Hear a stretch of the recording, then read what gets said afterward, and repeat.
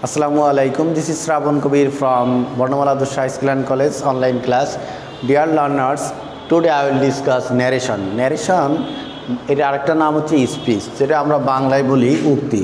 তা ন্যারেশন বা উক্তি বলতে আসলে কি বোঝায়, অর্থাৎ আমি একটা কথা বললাম, এটা দুইভাবে বলা যায়, এটা ডাইরেক্ট হতে পারে, ইনডাইরেক্ট হতে পারে। তাহলে ন্যারেশন বা এটা হতে পারে, একটা হতে পারে কি ডাইরেক্ট, একটা হচ্ছে ডাইরেক্ট, আর একটা হতে পারে ইনডাইরেক্ট।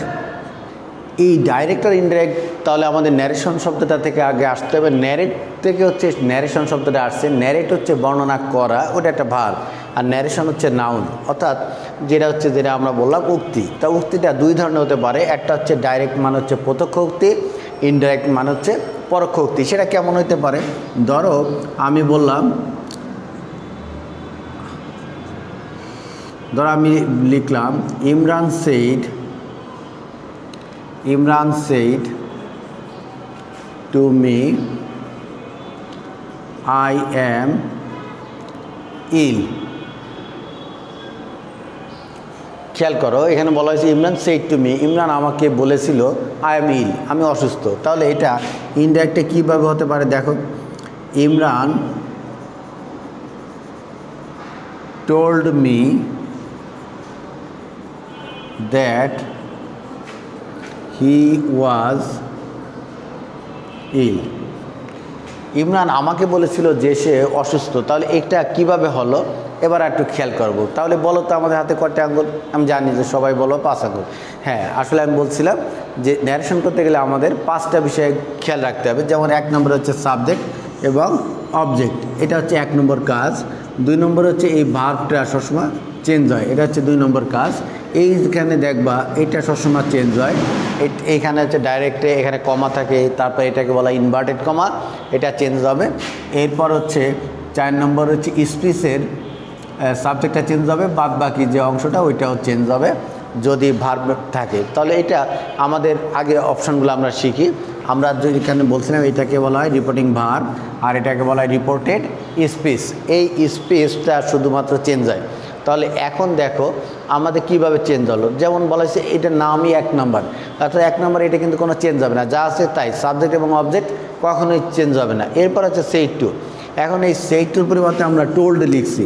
মনে রাখবা এখানে যদি আমরা said to লিখতাম তাও কারেক্ট, said to পরিবর্তে যদি said to লেখো সেটাও কারেক্ট হবে।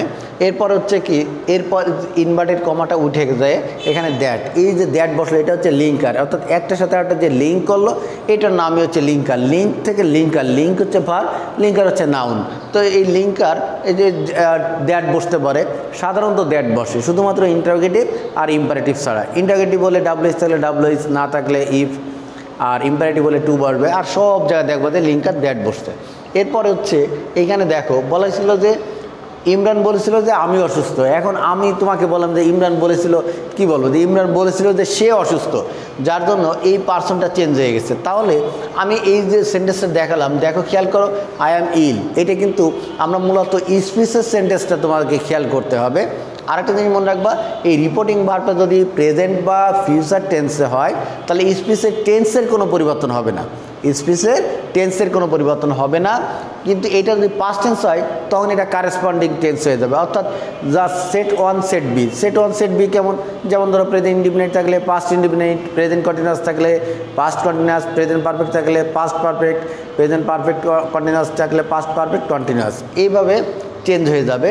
তো এটা আমরা জানি সবাই যে সেট 1 বা সেট 1-এর জায়গায় সেট বিটা হয়ে যাবে। এইগুলো তোমরা জানো, ডিটাচড ন্যারেশনে এটা লাগে। তারপরেও আমরা প্যাসেজ ন্যারেশন করার আগে এই ডিটাচড বা সিম্পল ন্যারেশনগুলো আমাদের জানা দরকার, যার জন্য আমরা আজকে মূলত ডিটাচড বা সিম্পল ন্যারেশনগুলো আমরা ডিসকাস করব। তাহলে আমি যেহেতু বলছিলাম এই সেন্টেন্সটা, এখান থেকে সেন্টেন্স দেখতে হবে। দেখো এটা কিন্তু একটা অ্যাসার্টিভ সেন্টেন্স। তো অ্যাসার্টিভ সেন্টেন্সটা আমরা তাহলে স্ট্রাকচারটা খেয়াল করি, অ্যাসার্টিভ সেন্টেন্সে কীভাবে হবে। যথারীতি প্রথমে আমাদের সাবজেক্ট থাকবেই, এই সাব মানে হচ্ছে সাবজেক্ট, তোমরা সবাই জানো। সাবজেক্টের পরে কী হবে, সে বা সেইড, অর্থাৎ প্রেজেন্ট টেন্স হলে সে, পাস্ট টেন্স হলে সেইড।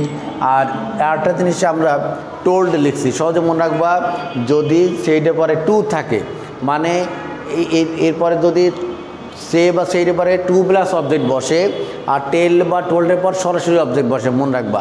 অর্থাৎ সেইডের পরে যদি টু থাকে তার পরিবর্তে শুধু টোল্ড ব্যবহার করা যাবে, না হলে সেইড মানেই টোল্ড ব্যবহার করা যাবে, বিষয়টা আসলে ঠিক না। এটা কিন্তু দেখবা যে আমাদের কিছু কিছু আছে কমন মিস্টেক, তো এই কমন মিস্টেকটা একটু মেমোরিতে রাখতে হবে। তো এখানে সে বা সেইড হতে পারে। এরপর হচ্ছে আমরা কি লিখলাম, অবজেক্ট। অবজেক্ট কি লিখব, যদি থাকে, অর্থাৎ মাঝে মাঝে থাকে, মাঝে মাঝে দেখবো থাকবে না। এরপর যথারীতি আমাদের লিঙ্ক আর দ্যাট বসবে। দ্যাটের পরে আবার স্পিচের রিপোর্টেড স্পিচ এর সাবজেক্ট, সাবজেক্টের পরে আমরা জানি অবশ্যই ভার্ব, ভার্বের পরে হচ্ছে এক্সটেনশন অর্থাৎ বাদ বাকি অংশ। এটা হচ্ছে অ্যাসার্টিভ সেন্টেন্স। এখন যদি আমাদের ইন্টারোগেটিভ হয় তাহলে আমরা কিভাবে লিখবো, দেখো কি চেঞ্জটা আমরা একটু খেয়াল করি। সাবজেক্ট, সাবজেক্টের পরে সে বা সেইডের জায়গা এখানে আমাদের লিখতে হবে আস্ক। আস্ক মানে হচ্ছে প্রশ্ন করা, তাহলে এখানে পাস্ট টেন্স হলে আমরা জানি এই ইডি যোগ হয়ে যাবে পাস্ট টেন্স। অবজেক্ট হচ্ছে যদি থাকে, অর্থাৎ থাকলে ভালো, না থাকলে আরও ভালো, থাকলে দিতে হবে, না থাকলে নাই দিতে পারো। এরপর ডাব্লিউএইচ যদি কোনো ওয়ার্ড থাকে আমরা ডাব্লিউএইচ দিব, না থাকলে ডাব্লিউএইচ যদি না থাকে তাহলে আমরা ইফ দিব। ইফের পর যথারীতি স্পিচের subject plus verb plus extension. তাহলে আর আসো আমরা একটা এক্সাম্পল দেখি, সেটা কেমন এক্সাম্পলটা হতে পারে। যেমন আমি লিখলাম said to me what do you want, what do you want, অর্থাৎ তুমি কি চাও। লাস্টে প্রশ্নবোধক চিহ্ন থাকবে, ইম্পর্টেন্ট শেষ হয়ে গেল। এখন দেখো যথারীতি সাবজেক্ট আমাদের এটা বসলাম, সেই টু পরিবর্তে এখানে দেখো বলা হয়েছে কি, এখানে কিন্তু আস্কড বলা হয়েছে যেহেতু পাস্ট টেন্স, তাহলে আমরা লিখলাম হি আস্কড মি, যেহেতু অবজেক্ট যা আছে তাই এখানে আছে ডাব্লিউএইচ ওয়ার্ড। ডাব্লিউএইচ ওয়ার্ড আমরা জানি what, which, hmm, where, how, এইগুলা। তো এই জন্য আমরা ডাব্লিউএইচ যেহেতু আছে আমরা ডাইরেক্ট বসাই দিলাম হোয়াট। এখন দেখো এই ডুটা আনা হয়েছিল, কিন্তু এটা মূলত ইন্টারোগেটিভের জন্য আনা হয়েছিল। তাহলে আমাদের পার্সন কোনটা, ইউ। ইউটা কোন পার্সন, সেকেন্ড পার্সন। তাহলে আমরা এই পার্সন পরিবর্তনের একটা নিয়ম কিন্তু আমাদের জানা দরকার। দেখবা এই যে আমরা যে ন্যারেশন লিখছি না, এই ন্যারেশনের সানকে জানো, সান আমরা জানি, সান মানে পুত্র। কয়টা পুত্র জানো, 1 2 3, অর্থাৎ 3টা ছেলে। আসলে আমরা মূলত কি বুঝাইছি, এটা একটা মজার একটা কৌশল। যেমন 1 দিয়ে হয়তো আমরা ফার্স্ট বুঝাইছি, ফার্স্ট পার্সন সাবজেক্টকে ফলো করবে, সেকেন্ড পার্সন অবজেক্টকে, third person no change.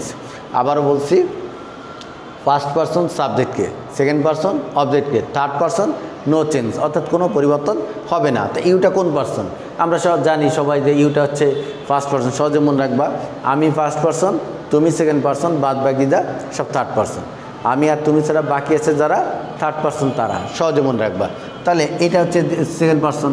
Second person কাকে ফলো করে, অবজেক্টকে। অবজেক্ট এখানে কি আছে, মি। তো এখন আমাদের মনে রাখবা এইখান থেকে যখন আমরা বসাবো সহজে মনে রাখবা NPO, ফার্স্ট সেকেন্ড থার্ড, অর্থাৎ প্রথমে যদি বসে তাহলে নাউন ফর্মটা বসবে, আর প্রোনাউন থাকলে তো প্রোনাউনই বসবে। মাঝে বসলে সবসময় হচ্ছে বলা হয়েছে যে প্রোনাউনটা বসে, আর যদি এর পরেরটা বসে তাহলে এখানে অবজেক্ট, লাস্টে হচ্ছে অবজেক্ট বসে। তাহলে এখানে যেহেতু ইউ ফলো করবে কাকে, মিকে।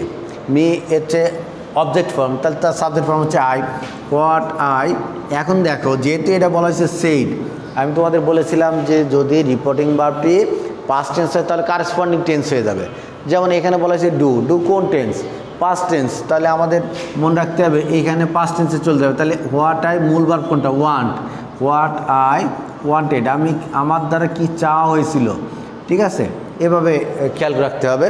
কিন্তু এখানে কিন্তু আর কোনো ইন্টারোগেটিভ চিহ্ন দেওয়া যাবে না। অথবা এটা একটা এক্সাম্পল হতে পারে, আরেকটা হতে পারে, যেমন ধরো তুমি লিখলা he said to me do you eat rice, যে তুমি কি ভাত খেয়েছো। তাহলে এখন দেখো চেঞ্জ হয়ে যাবে কীভাবে, এখানে খেয়াল করে এখানে কিন্তু ডাব্লিউএস নাই। তাহলে আমাদের বলেছিলাম কি, যদি ডাব্লিউএস না থাকে তাহলে ইফ দেব। তাহলে আমাদের এখানে চেঞ্জ হয়ে যাবে, ইফ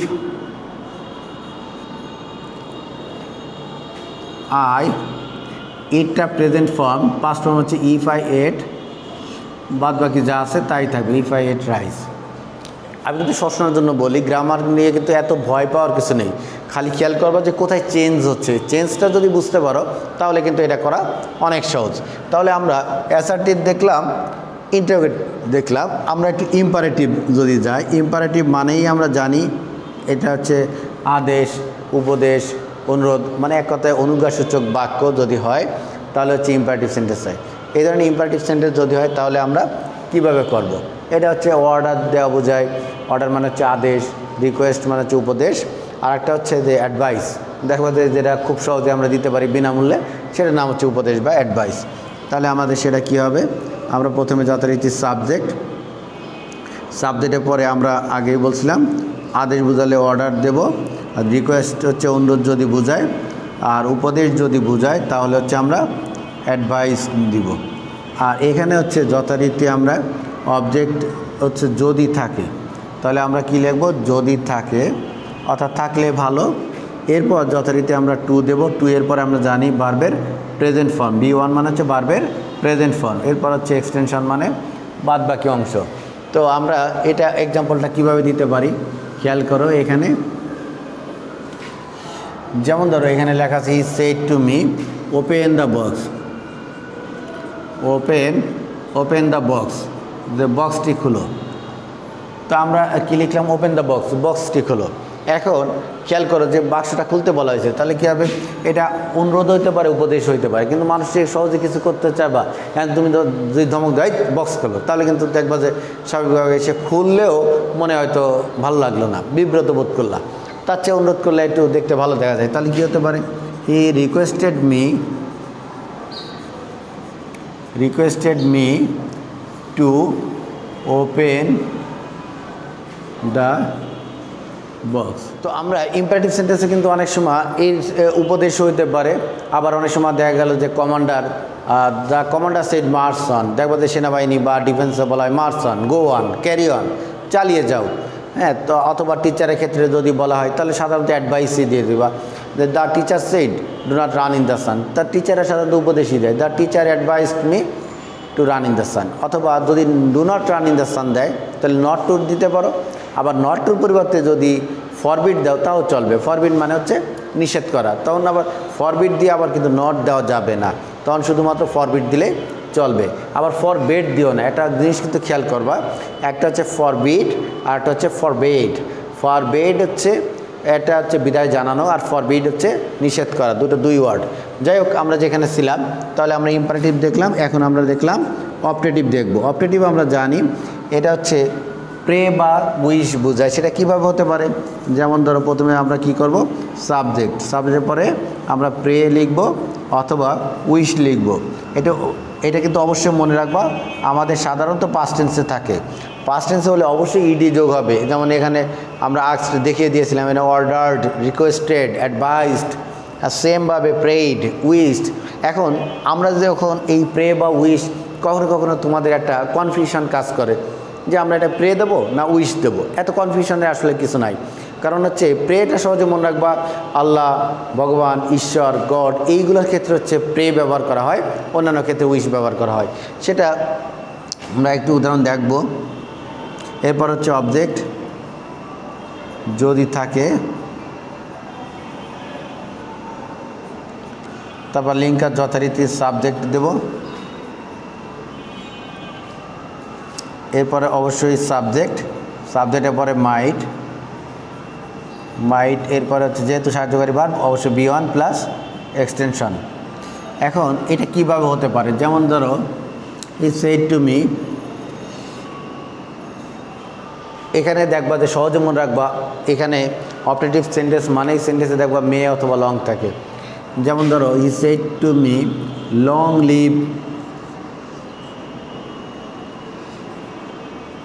লিভ আওয়ার কান্ট্রি, আমাদের দেশটা দীর্ঘজীবী হোক বা আমাদের প্রেসিডেন্ট দীর্ঘজীবী হোক, মানে আমাদের দেশটা আরও স্থায়িত্ব হোক। হ্যাঁ, মঙ্গল কামনা করলো, তাই না? তাহলে মঙ্গল যদি কামনা করে তখন আমরা এখানে কি দিতে পারি, এখানে যেহেতু আল্লাহর কথা বা আল্লাহর রহমত, ভগবানের দোয়া, ঈশ্বরের কৃপা, গডের আশীর্বাদ, এই ধরনের কথা থাকলে আমরা প্রে দিলে ভালো হয়। হ্যাঁ, তাহলে এখানে আমরা উইশড দিলাম যে সে ইচ্ছা পোষণ করছে, হি উইশড মি দ্যাট।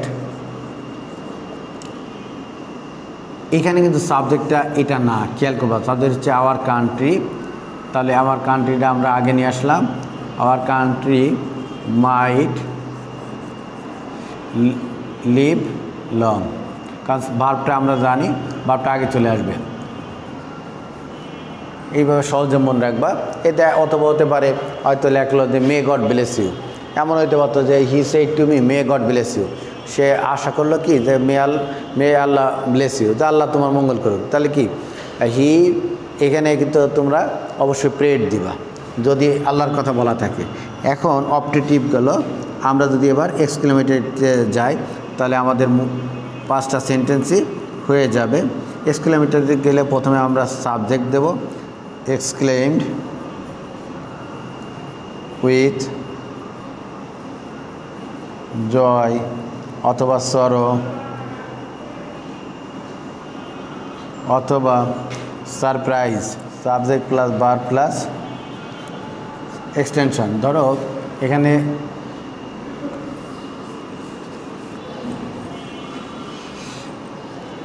লেখা আছে হি সেড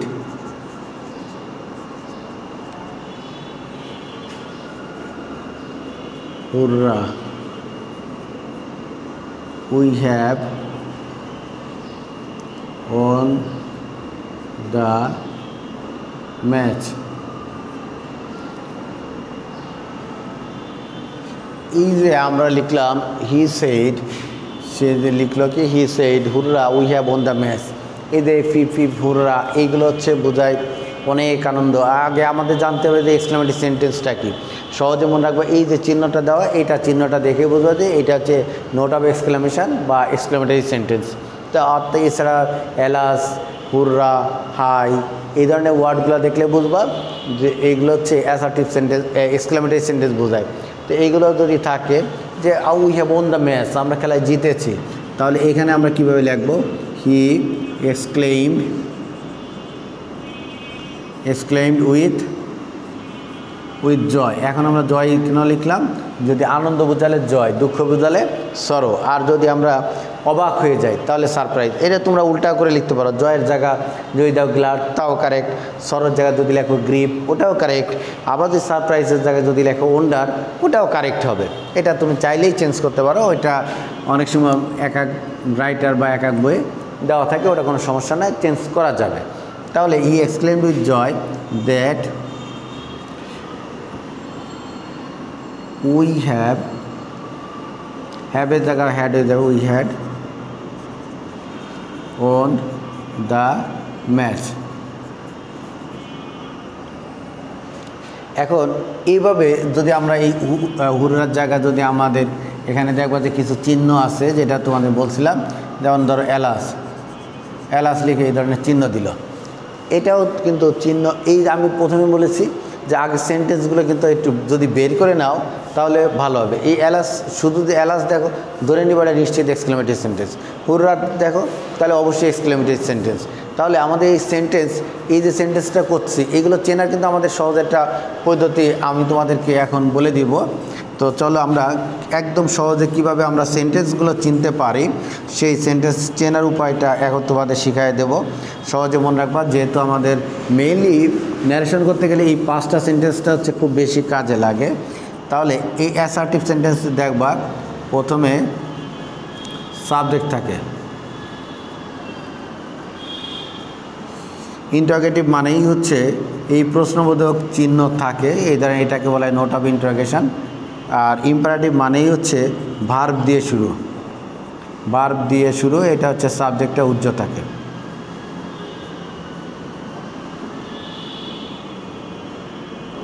অপটেটিভ মানেই হচ্ছে সেন্টেন্সের ভিতর প্রথমে মে অথবা লং থাকে। এক্সক্লেমেটরি মানেই হচ্ছে এই ধরনের একটা চিহ্ন থাকবে। প্রিয় শিক্ষার্থী, তোমাদের আজকে মূলত আমি সিম্পল ন্যারেশন যেগুলো সেগুলোই একটা দেখালাম। এগুলো থেকে তোমরা সহজেই, তোমরা যারাই, আমরা জানি যে ক্লাসে তোমাদের প্যাসেজ ন্যারেশন আসবে, তবে প্যাসেজ ন্যারেশন করার আগে আমাদের এই চিহ্নগুলো জানাটা খুব জরুরি। তো চলো আমরা এবার কিছু এক্সারসাইজ করব, সেই এক্সারসাইজগুলো করলে আশা করি তোমরা করতে পারবে। তা চলো আমরা একটু দেখি এক্সারসাইজ কয়টা করতে পারো তোমরা। যেমন আমি লিখলাম মোমেন said to Mira, may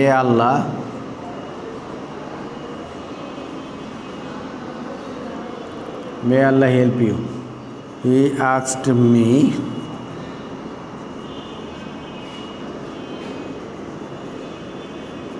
what is